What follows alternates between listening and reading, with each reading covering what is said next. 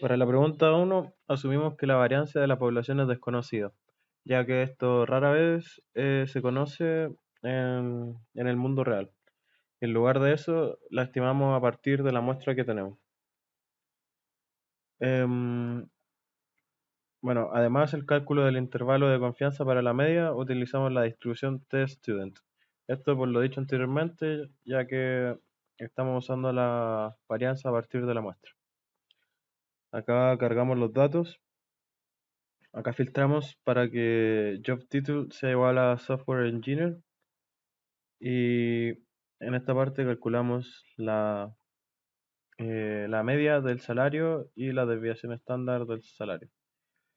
Luego acá encontramos el intervalo de confianza y printeamos.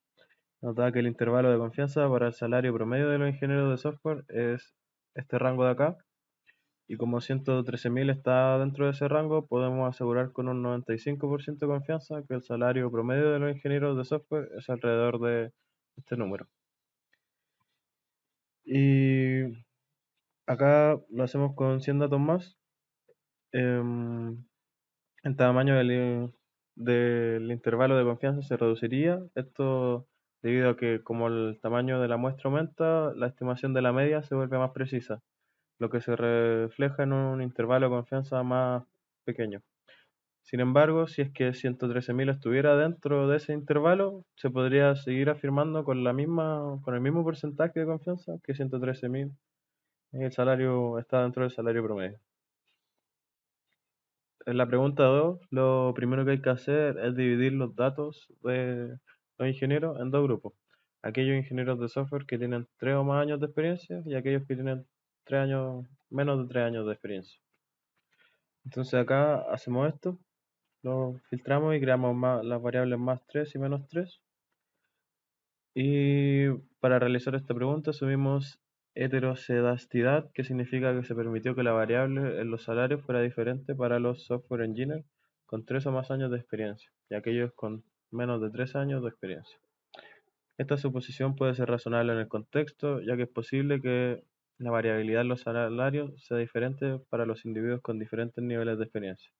Por ejemplo, puede haber una mayor variabilidad en los salarios entre los software engineers con más experiencia debido a diferencias en las habilidades, la educación, tipo de trabajo, etc. Bueno, acá con el uso de esta función calculamos el intervalo de confianza con los datos explicados anteriormente y acá hacemos print de ello.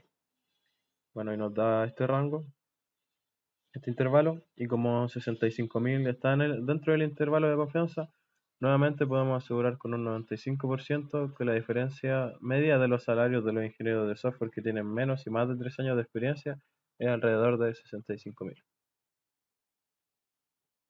Para la pregunta 3, igualmente asumimos heterocedasticidad, ya que igualmente es posible que la variable de los salarios sea diferente para hombres y mujeres, por el mismo tema mencionado anteriormente.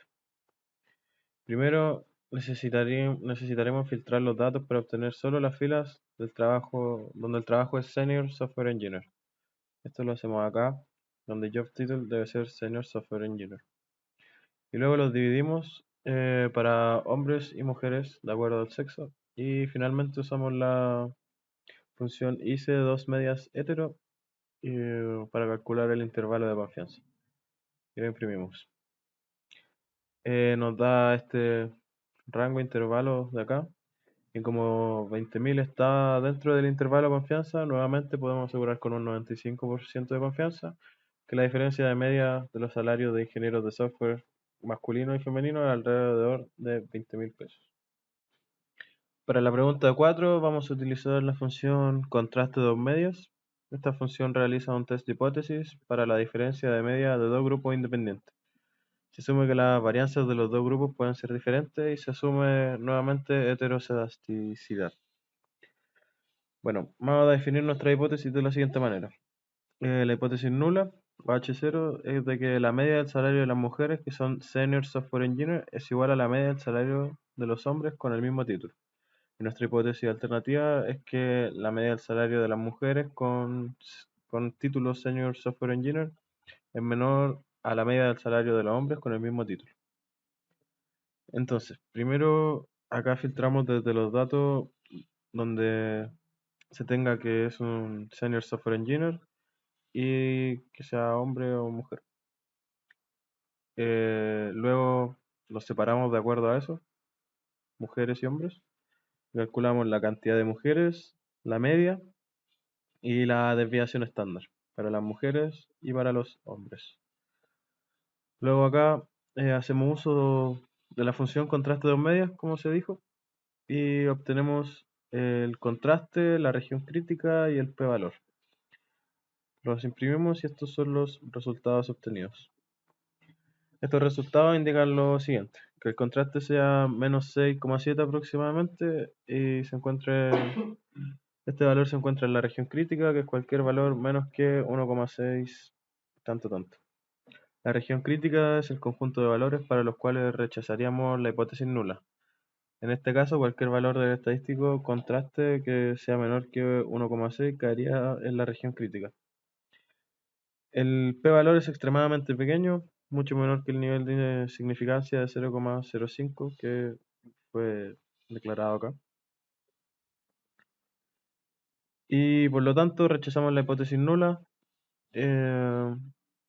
En cambio, los resultados apoyan la hipótesis alternativa de que el salario de las mujeres que son Senior Software Engineer es menor que el de los hombres con el mismo título.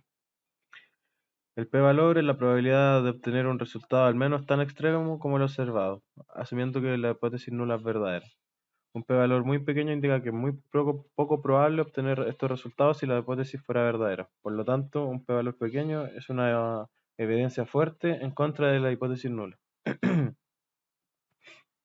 En resumen, estos resultados indican que sí existe una brecha salarial de género significativa entre hombres y mujeres que tienen el título de Senior Software Engineer. Si el valor de alfa a nivel de significancia es mayor que el p-valor, entonces rechazamos la hipótesis nula. Esto se debe a que el nivel de significancia es el umbral que establecemos para decidir cuándo un resultado es lo suficientemente extremo como para rechazar la hipótesis nula. Dado que el p-valor es extremadamente pequeño, se rechazaría la hipótesis nula para prácticamente cualquier nivel de significancia alfa razonable, como estos ejemplos. Esto indica que hay una evidencia muy fuerte en contra de la hipótesis nula. Es decir, que en resumen, la hipótesis nula es falsa, mientras que la hipótesis alternativa se cumple. Para la pregunta 5, nuestra hipótesis nula es que la proporción de mujeres que son software engineer es igual a la proporción de hombres que son software engineer. Y nuestra hipótesis alternativa es que la proporción de mujeres que son software engineer es menor que la proporción de hombres que son software engineer. Entonces, primero filtramos los datos, que se tenga como condición que job title sea software engineer. Luego separamos esos datos para los hombres y las mujeres. Sin embargo, solo nos interesa la cantidad de hombres que son software engineer y la cantidad de mujeres que son software engineer.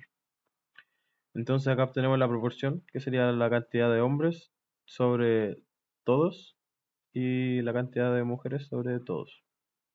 Luego llamamos a la función contraste de dos props con estos valores. Bueno, printeamos el contraste, la región crítica y el p-valor nuevamente y obtenemos estos resultados.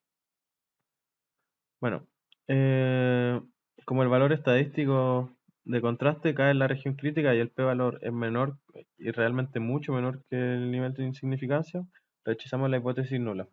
Por lo tanto, hay evidencia suficiente para afirmar que la proporción de mujeres que son software engineers es menor que la proporción de hombres que son software engineers.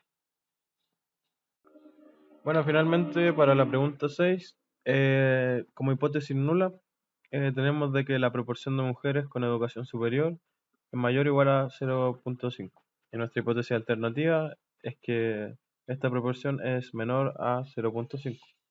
Entonces, lo primero que hacemos es desde el data frame filtrar los datos donde el nivel de educación es Bachelor Degree, Master Degree o PhD.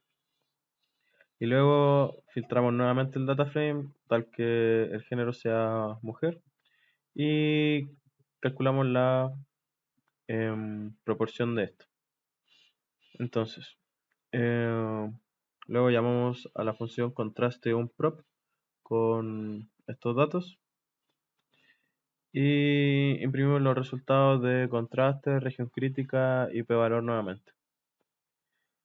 Y están acá. Bueno, dado que el valor estadístico del contraste está en la región crítica y el p-valor es mucho menor que el nivel de significancia, rechazamos la hipótesis nula nuevamente, y esto sugiere que la proporción de mujeres con educación superior es significativamente menor a 0.5. Por lo tanto, los resultados apoyan la idea de que existe una brecha de género en las personas con educación superior.